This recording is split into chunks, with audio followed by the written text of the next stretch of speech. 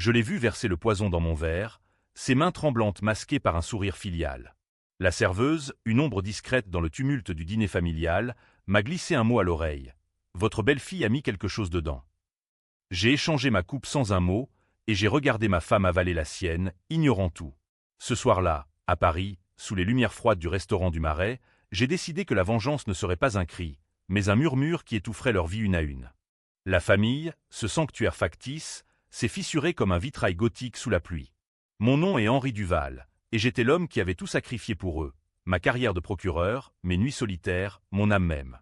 Ma femme, Claire, l'avait rencontrée en premier, non, c'est moi qui l'avais épousée, orpheline de guerre, avec sa fille Sophie déjà adolescente, un fantôme aux yeux vert hérité d'un père inconnu. Sophie, ma belle-fille, cette vipère au cœur de glace, qui m'avait appelé « papa » pendant des années avant de planter ses crocs. Mais ce poison n'était que le début. Il révélait un abîme plus profond, un secret que j'avais porté comme une croix, un meurtre que j'avais confessé à leur place, il y a 20 ans. Paris, cette ville de lumière piégée dans l'ombre, était notre toile de fond. Nous vivions dans un appartement haussmannien du 7e arrondissement, surplombant la Seine qui charriait ses secrets comme un complice muet. J'étais rentré du tribunal ce soir-là, les épaules lourdes d'un verdict injuste, un acquittement pour un politicien corrompu, une tache sur mon dossier impeccable.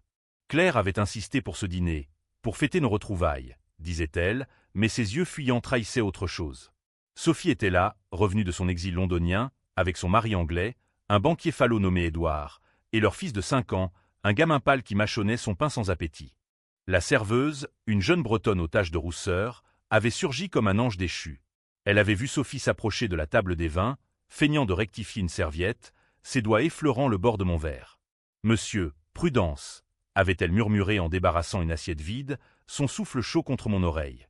J'avais hoché la tête, imperceptiblement, et quand le sommelier avait rempli les coupes, j'avais glissé la mienne vers Claire. « Bois à ma santé, ma chérie !»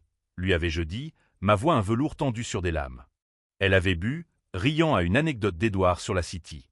Sophie m'avait fixé, ses lèvres pincées en une ligne rouge sang. Le poison, quoi que ce fût, arsenic ou digital, cueilli dans les jardins du Luxembourg, n'avait pas eu le temps d'agir sur moi. Mais sur Claire, les premiers signes apparurent 1 heure plus tard, au café de Flore où nous avions prolongé la soirée. Une sueur froide, un hoquet étouffé, puis elle s'était pliée en deux, vomissant tripes et boyaux sur le trottoir mouillé. Indigestion, avait balbutié Édouard, appelant un taxi. Mais je savais. Et Sophie savait que je savais. De retour à l'appartement, tandis que Claire gisait sur le lit, pâle comme un marbre de Notre-Dame, j'avais confronté ma belle-fille dans la cuisine, sous le néon cru qui faisait danser des ombres sur les carreaux noirs. « Pourquoi » avais-je demandé, ma voix basse, un scalpel dans la nuit. Elle avait ri, un son cristallin et brisé, comme le vin qui se verse sur du cristal fêlé. « Parce que tu portes notre secret depuis trop longtemps, Henri. Et parce que maman mérite de payer pour ce qu'elle a fait. » Ses yeux verts qui me hantaient depuis l'enfance de Sophie, brillaient d'une haine pure, forgée dans les forges de l'oubli. Le secret. Ah, ce gouffre. 20 ans plus tôt, en 2005, sous le mandat de Chirac, j'étais un jeune procureur ambitieux, Claire une avocate en herbe que j'avais rencontrée lors d'un bal au palais de justice. Sophie avait 12 ans, une gamine aux nattes blondes qui pleurait la nuit pour un père absent, un amant de passage, un diplomate belge qui avait filé sans laisser d'adresse. Mais le vrai secret n'était pas ça. C'était le soir pluvieux d'octobre, quand Claire et Sophie étaient rentrées d'une soirée au Moulin Rouge, ivres de champagne et de jalousie. Un homme, un rival de Claire au barreau, les avait suivis dans une ruelle près de Pigalle. Il avait ri, moqueur, de l'ambition de Claire, l'appelant « petite putain de province ».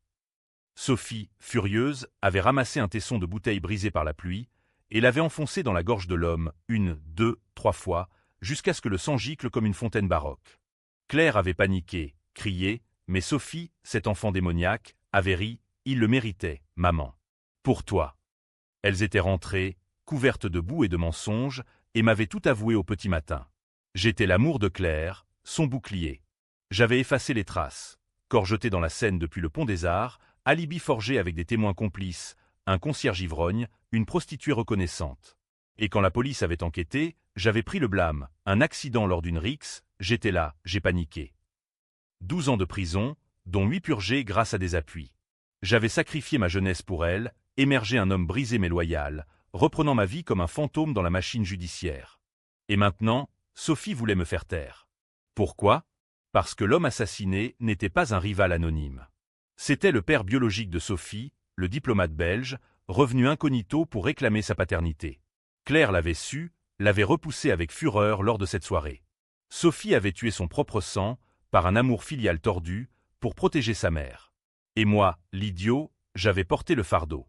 Tu es un bouc émissaire parfait, Henri, avait sifflé Sophie ce soir-là dans la cuisine.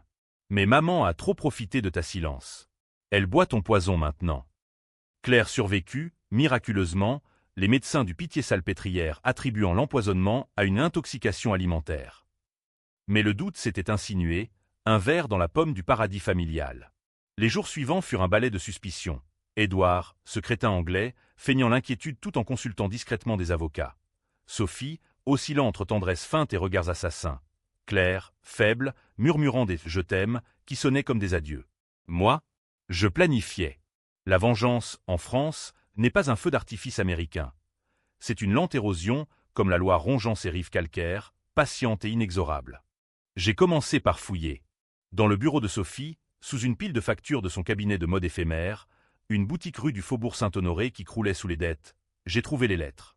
Des missives jaunies, cachetées d'un sceau belge. Le père, avant sa mort, suppliait Claire de lui laisser voir Sophie. « Je sais la vérité sur l'accident de ta sœur », écrivait-il. L'accident? Un autre secret? Claire avait une sœur aînée, Élise, morte dans un crash de voiture en 1990, près de Versailles. Officiellement, frein défaillant. Mais ces lettres insinuaient plus. Élise avait été assassinée, par Claire elle-même, pour un héritage familial, une maison en Normandie disputée. Le père belge l'avait découvert, menaçait de tout révéler. Phénomène en abîme. Sophie avait tué pour venger ou protéger. Un secret plus ancien. Et moi, encore une fois, au centre du tourbillon. La trahison se stratifiait comme les catacombes parisiennes, couche après couche de mensonges ossifiés. J'ai confronté Claire sur son lit d'hôpital, feignant la tendresse. « Dis-moi la vérité sur Élise », ai-je murmuré, ma main sur la sienne, froide comme un suaire. Elle a pleuré, octé, c'était un accident, Henri. Elle voulait me ruiner, prendre la maison, Sophie. J'ai juste touché les freins. Un accident de plus. Ma femme, cette Amazone du barreau, serial killeuse par omission. La décision de Sophie de m'empoisonner n'était pas gratuite. C'était une purge. Elle avait appris pour Élise des lettres du père, et craignait que je, rescapé de prison, ne fouille trop profond. « Tu es trop honnête, papa », m'avait-elle dit un soir, des années avant, lors d'un Noël sous la neige de Montmartre. Honnête? J'étais un parjure, un martyr autoproclamé. Mais maintenant, la roue tournait. Ma vengeance serait judiciaire, psychologique, un opéra wagnérien en mineur. Premier acte, isoler Sophie. J'ai contacté Édouard en privé, au bar de l'hôtel de Crillon, sous les lustres de cristal qui pleuraient leur lumière sur nos verres de cognac. « Ta femme est une meurtrière », lui ai-je dit, posant les lettres sur la table de marbre. Ses yeux de banquier, froids comme la Tamise, se sont écarquillés. « Preuve » a-t-il demandé, pragmatique. J'ai souri, les miennes suffisent. Divorce-la, ou je parle à la presse. Le Figaro adore les scandales familiaux. Il a pâli, signé les papiers le lendemain.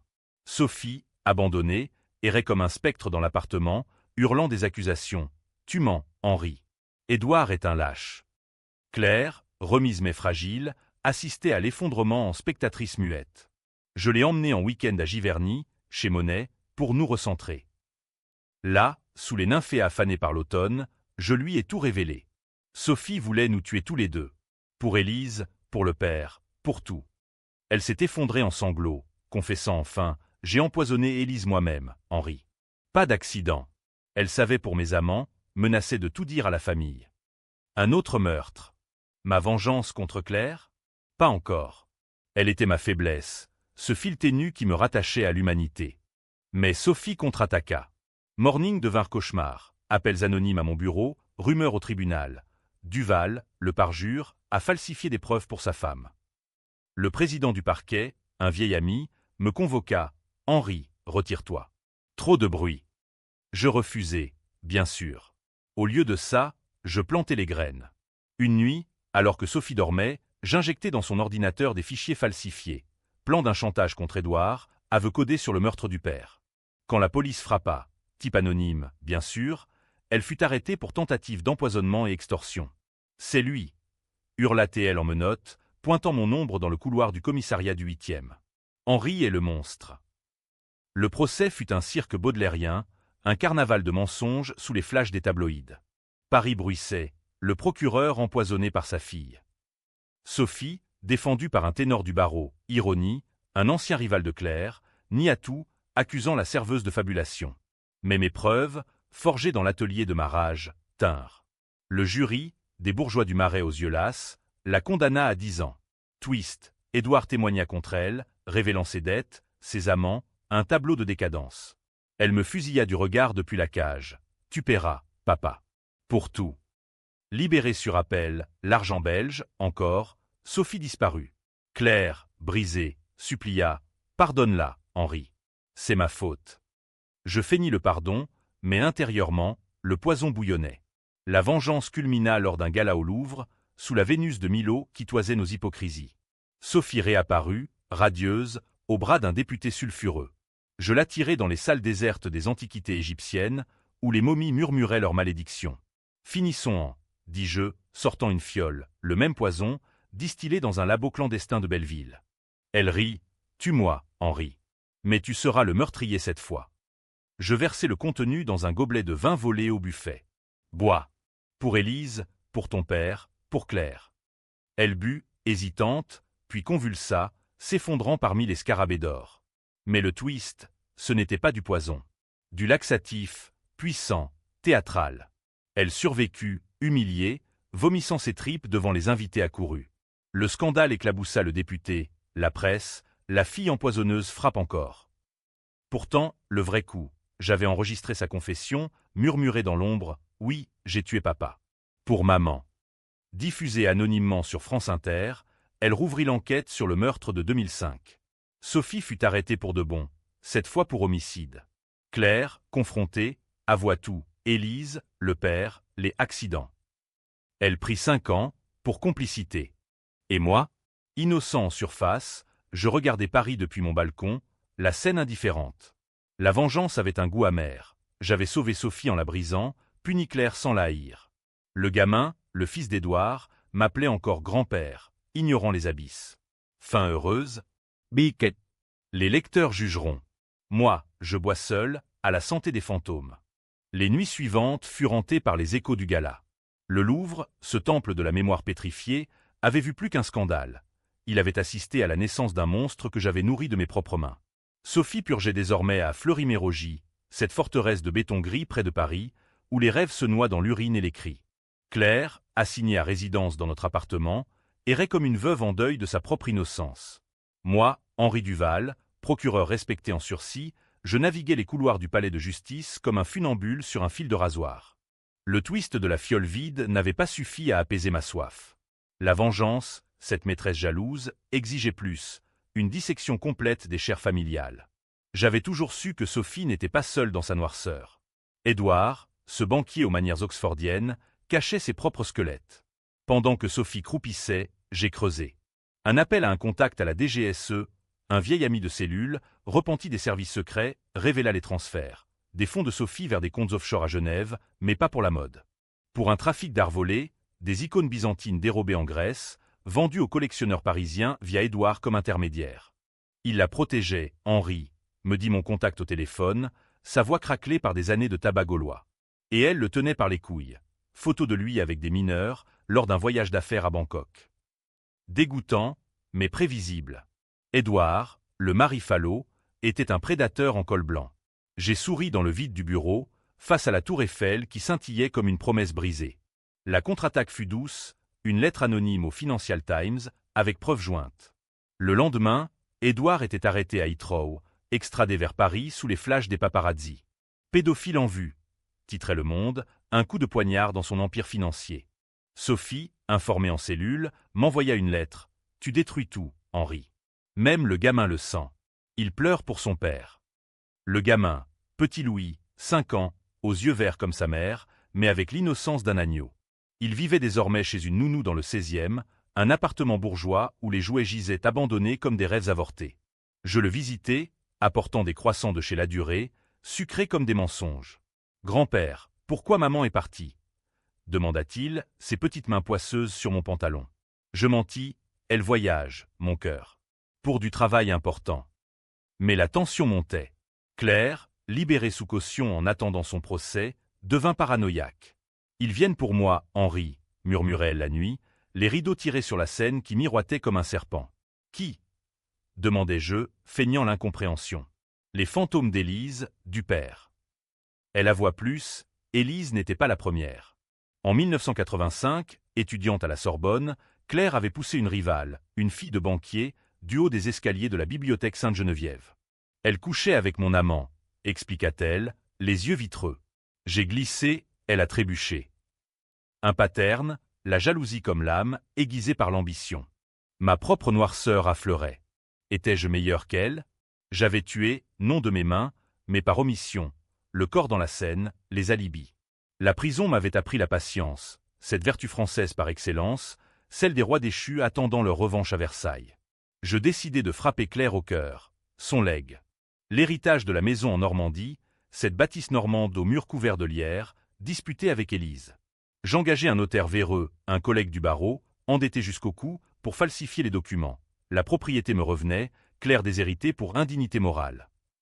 Quand elle l'apprit, lors d'un thé au Ritz, elle se leva, renversant sa tasse de Darjeeling. « Traître !»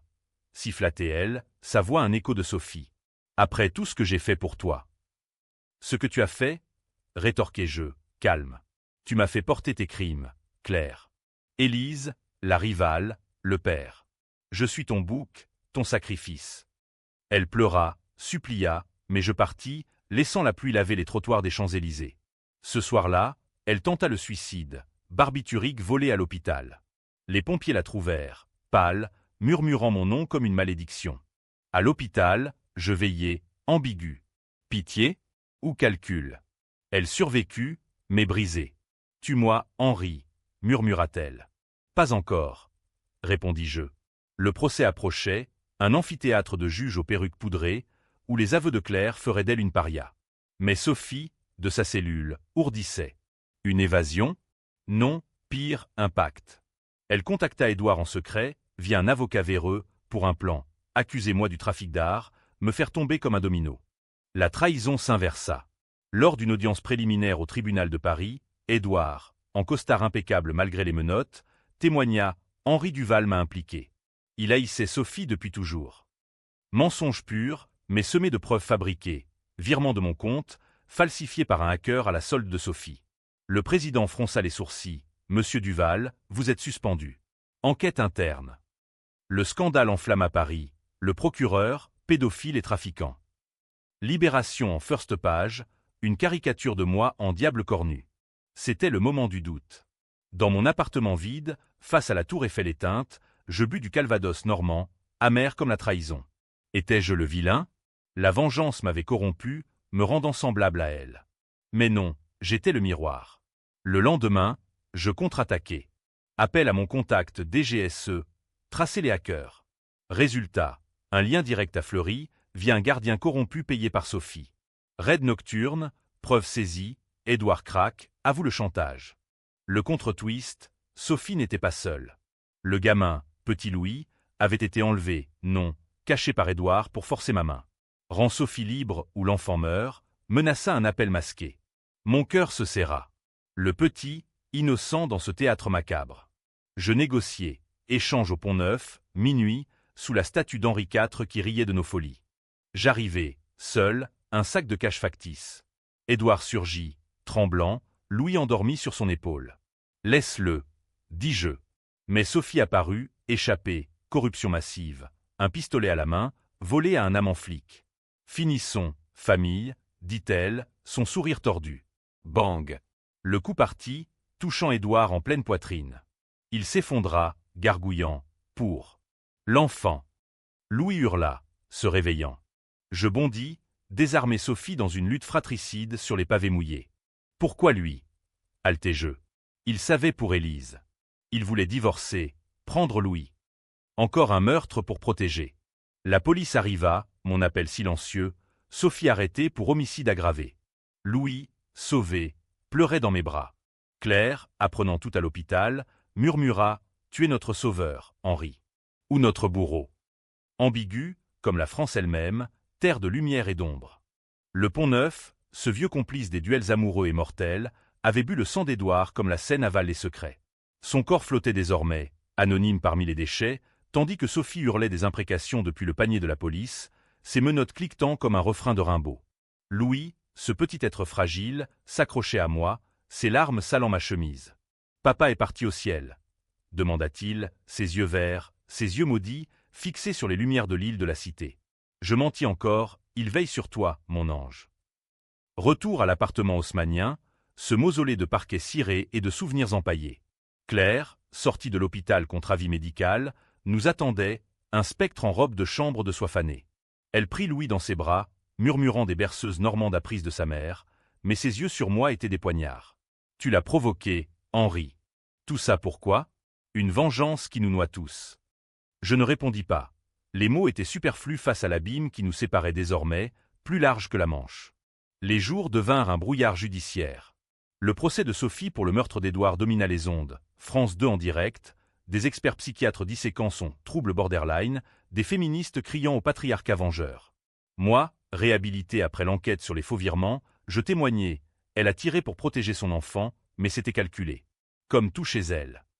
Le jury hésita, ce petit monstre aux yeux de biche, pleurant pour Louis, mais la condamna à perpétuité, révocable en 25 ans. Twist controversé. J'avais omis de mentionner son enfance abusive, les nuits où Claire la battait pour la rendre forte. Était-ce pitié? Ou manipulation, pour la briser définitivement? Claire, jugée en parallèle pour les meurtres anciens, plaida la démence. Son avocat, un renard du barreau nommé Lefebvre, argua. Victime d'un trauma générationnel, Élise l'a poussée au désespoir. Mais les lettres du père belge, exhumées des archives, contredisaient. Claire planifiait depuis des mois. Le verdict, 20 ans, avec sursis pour bonne conduite. Elle s'effondra en cours, criant « Henri, tu m'as trahi. Tu étais mon amour. » Les caméras au Homer, Paris jubilant de ce soap-opéra gothique. Seul avec Louis, je devins son gardien. Les matins à l'école maternelle du 7e, les promenades au Luxembourg où les châtaignes craquaient sous nos pas, les contes du soir sur le Petit Prince, ironie, ce désert d'absolu. Mais la tension sous-jacente, des appels anonymes, des ombres dans les ruelles. Sophie, de Fleury, avait des alliés. Un cousin belge, neveu du père assassiné, un type trapu nommé Jacques, débarqua à Paris avec une valise de rancune. « Tu as détruit ma famille, Duval », grognatait-il au café de Flore, son accent flamand râpant comme du papier de verre. Sophie est innocente, c'est Claire la sorcière. Il proposa un pacte, exhumer le corps du père de la Seine, miraculeusement retrouvé dans les filets des écluses, après 20 ans, pour ouvrir l'enquête et innocenter Sophie. En échange, mon silence sur ses propres trafics, diamants de sang d'Afrique, blanchis via la boutique de mode de Sophie. Je feignis l'accord, mais alertai la BRDE, la brigade financière. Raid à l'aéroport d'Orly, Jacques arrêté avec une mallette de pierre brute. Sophie, informée, tenta le suicide en cellule, se tailla dans les veines avec un éclat de miroir. Pour papa, griffonnait-elle sur un mot taché de sang. Le public se divisa. D'un côté, les conservateurs hurlant « justice pour les victimes ». De l'autre, les progressistes pleurant « la femme piégée par le système patriarcal ». Manifestation place de la République, pancarte « Libérez Sophie », face au Duval, héros trahi. Moi, au centre, je lisais les éditos du Figaro, vengeance ou catharsis. Le cas Duval interroge l'âme française. Claire, en prison provisoire à Fresnes, m'écrivit « Laisse-moi voir Louis une dernière fois. Pour l'amour de Dieu. » Je refusai. Au lieu de ça, je visitais Sophie. Fleury, cette cathédrale laïque de désespoir, puait la chloramine et les regrets. Elle était pâle, les poignets bandés, mais ses yeux verts flamboyaient. Tu as gagné, Henri. Mais Louis grandira en sachant que grand-père est un monstre. Je souris, ou un sauveur. Choisis ton poison. Le vrai poison vint d'ailleurs, une analyse ADN post-mortem sur le père. Résultat choc, il n'était pas le biologique de Sophie. Le vrai père? Moi. Une nuit d'ivresse en 1992, avant mon mariage, avec Claire et son amie, Élise, non. Claire seule, Élise spectatrice. Sophie, fruit de mon sperme, ma fille de sang, pas de loi. Le labo, corrompu par Jacques, avait fuité, scandale national. Inceste caché dans l'affaire Duval. Titra Paris Match. La révélation me frappa comme un coup de butoir. J'avais vengé ma propre trahison, porté le meurtre de ma fille, ignoré que je l'étais. Claire avait su, tuant Élise pour enterrer le secret, Élise voulait révéler l'adultère. Sophie, apprenant la vérité en cellule, rit hystériquement lors de notre visite. Papa. Vrai papa. C'est poétique, non? Tu m'as tué 2 fois. Le débat public explosa. Eugénisme moral? Ou fatalité familiale? Je devins paria, suspendu définitivement. Mais la vengeance culmina. Je léguai la maison normande à Louis, avec clause éducation loin de Paris, sans contact avec Claire ou Sophie. Elles pourrirent, séparées, tandis que je m'exilais à Deauville, face à la mer qui effaçait les traces. Pourtant, l'ombre persistait. Louis, grandissant, poserait des questions. Et moi, un vieillard au vent salé, murmurant « C'était pour toi, petit ».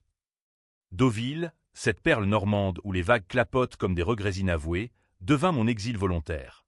L'appartement face à la plage des Planches, avec ses cabines rayées se découpant sur l'horizon gris, était un sanctuaire précaire. Louis, 6 ans désormais, construisait des châteaux de sable que la marée engloutissait inexorablement, métaphore de nos vies, éphémères et dissoutes. Je l'éduquais à distance, école privée, tuteur en histoire et littérature, Baudelaire pour endormir les démons. Mais les nuits, quand il dormait, je relisais les coupures de presse, ces reliques jaunies d'un scandale qui avait secoué la République. Paris, à 3 heures de train, bruissait encore de mon nom. Le twist de la paternité avait divisé la nation. D'aucuns me voyaient comme un incesteur manipulateur, digne des Borgia transalpins. D'autres, un père trahi protégeant son lignage. Émission télévisée sur CNews, Duval, victime ou vilain. Avec des psy-freudiens disséquant l'édipe familiale. Claire, de Fresnes, m'envoyait des lettres sporadiques. Henri, notre fille, oui, notre souffre. Laisse-moi la voir. Pour Louis. Je brûlais les enveloppes dans la cheminée, leurs cendres volant vers la mer comme des âmes en peine. Sophie, en isolement à Fleury après sa tentative, ourdissait toujours. Un gardien, soudoyé par des fonds belges résiduels, me prévint, elle prépare un appel en cassation. Avec le DNA, elle argue manipulation, que tu as falsifié pour la briser. Falsifié? Ironie cruelle. C'était la vérité nue, sortie des abysses. Je ris, amer, en buvant un pastis dilué, cette anisette qui brouille les contours comme l'absinthe des poètes maudits. La contre-vengeance fut subtile. Je contactai Lefebvre, l'avocat de Claire, avec une offre. Défendez Sophie pro bono, et je témoigne en sa faveur, allègement de peine pour bonne conduite. Il accepta, cupide. Lors de l'audience à la Cour de cassation, sous les hauts plafonds voûtés du palais, je mentis pour la première fois en sa faveur. Le DNA est douteux. Labo corrompu par Jacques. Sophie est innocente de la paternité. C'était un coup monté. Le juge, un aquilin nommé Bertrand, haussa un sourcil. Monsieur Duval, votre crédibilité est entamée. Mais le doute s'insinua. Appel accordé, nouveau procès. Le public s'enflamma. Pétition en ligne, libérer Sophie atteignant 1 million de signatures. Le système judiciaire français, complice du mensonge. Criaient les militants sur X, cet ancien Twitter devenu agora de fureur. Moi, de retour à Deauville, je regardais Louis jouer au foot sur la plage, ignorant que son grand-père tissait encore des toiles. Claire, libérée sous bracelet électronique pour le nouveau procès, tenta de me joindre. Pourquoi l'aider? Tu la hais. Réponse par SMS, pour finir proprement. Le vrai plan. Lors du procès Bi, à Rouen-Ironie, en Normandie, terre de l'héritage disputé, je produisis la preuve ultime, un enregistrement de Jacques, confessant avant son suicide en cellule, overdose accidentelle. Sophie savait pour le DNA. Elle l'a utilisé pour me piéger, pour l'argent. Mensonge? Vérité? Le jury, des Normands stoïques aux faces burinées par le vent, condamna Sophie à plus, perpétuité ferme, sans remise. Elle s'effondra, hurlant « Papa, tu m'as eu. Fille ou pas ?» Claire, témoin clé, craqua sous la pression. Aveu complet des accidents. Élise empoisonnée au monoxyde dans la voiture sabotée, la rivale de la Sorbonne poussée avec préméditation. 25 ans, sans sursis. Elle me fixa depuis le banc des accusés. Tu es le diable, Henri. Mais je t'aime encore.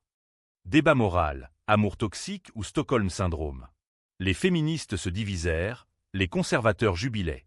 Louis, apprenant par bribes via la nounou, me confronta un soir. Grand-père, es-tu méchant? Je le serrai, sentant son cœur battre comme un tambour de guerre. Non, mon fils. J'ai juste protégé ce qui est à nous. Mais la tension culminait. Sophie, enragée, promit vengeance de l'intérieur. Un colis arriva à Deauville. Photo de Louis à l'école, avec une note, il est à moi. Dernier avertissement. Panique. Je déménageais à Honfleur, ce port pittoresque où Monet peignait ses brumes, mais les ombres suivaient. Un kidnappeur freelance, embauché par Sophie via un téléphone de contrebande, tenta l'enlèvement lors d'une sortie au marché aux poissons. Louis hurla, je luttai, un couteau entaillant mon bras, sang sur les étals d'huîtres. La gendarmerie intervint, arrêtant l'homme, un ex-tolard de Fleury, lien direct à ma fille. Le climax, visite finale à Sophie. Elle, amaigrie, cheveux rasés par la routine carcérale, rit. Tu as peur pour lui, hein? Mon frère, demi-frère. Le mot frappa, inceste involontaire, mais sans partager. Laisse-le tranquille, suppliai-je, pour la première fois. Oh! Où je révèle tout, tes amants en prison, tes plans d'évasion. Elle pleura, brisée, je voulais juste une famille, papa. Pas ça. Pardon? Non. Mais trêve. Elle promit le silence, je retirai les charges sur ses complices. Claire, en cellule, apprit et écrivit « Merci. Pour la paix. » Illusoire paix. Louis grandit, ignorant les abysses. Moi, veillant, sachant que la vengeance n'apaise pas, elle creuse. Honfleur, avec ses ruelles pavées luisant sous la pluie normande, offrait une illusion de quiétude. Les années s'écoulèrent comme les marées, montantes et descendantes, emportant les débris de nos vies parisiennes. Louis, adolescent désormais, à 16 ans, était un garçon élancé aux yeux verts tempérés par ma discipline. Études au lycée Sainte-Marie, voilier l'été sur la Manche, lecture de Camus pour questionner l'absurde. Il ignorait les gros titres fanés, les dossiers jaunis au greffe. Pour lui, j'étais le grand-père solide, conteur d'histoires de justice et de mer. Mais les fantômes ne meurent pas, ils murmurent. Sophie, après 10 ans de Fleury, obtint une libération conditionnelle, bonne conduite, thérapie, plaidoyer de Lefebvre. Elle débarqua à Honfleur un automne pluvieux, 2035, sa silhouette émaciée enveloppée dans un manteau usé, cheveux teints en châtain terne pour masquer la vipère. « Papa », dit-elle sur le seuil, sa voix un filet rouillé. Louis, rentrant de l'école, la fixa, Tantine. Mensonge pieux que j'avais maintenu. Claire était morte 2 ans avant, d'un cancer foudroyant à Fresnes, métastase du foie, ironie pour une empoisonneuse. Son dernier mot, dicté à une infirmière, dit à Henri que je lui pardonne. Pardon pourquoi? Ses crimes ou les miens? Sophie, apprenant sa libération, avait pleuré au parloir, maman partie. Sans moi. Fraternité tardive. La confrontation fut un opéra en sourdine. Autour de la table de chêne, sous la lumière jaunâtre d'une lampe empire, nous bûmes du cidre bouché. Louis, curieux mais distant, posa des questions. Pourquoi t'étais absente si longtemps? Sophie mentit, du travail à l'étranger. Des erreurs de jeunesse. Moi, silencieux, observais, ses mains tremblantes, ses yeux évitant les miens. La vengeance, cette vieille amante, se réveilla, non par colère, mais par prudence.